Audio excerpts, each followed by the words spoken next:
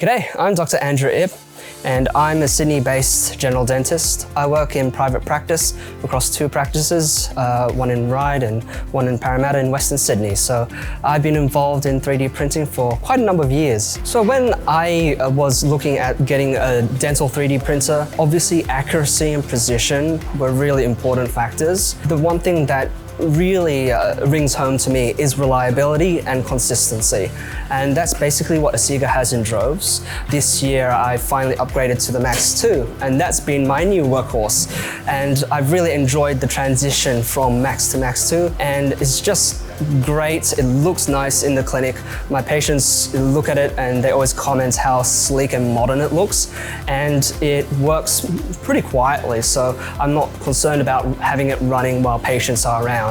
One of the strengths of Asiga units is that they have access to hundreds of different resins, and as a speaker, as someone who really is involved in digital dentistry, that's very important to me because I can test or try out a whole range of different materials and see what works for me, what works for the attendees in my workshops. I think we're going to be printing more chairside, we're going to be printing more while the patient is in the chair, and we're going to be printing stronger and more clearer materials.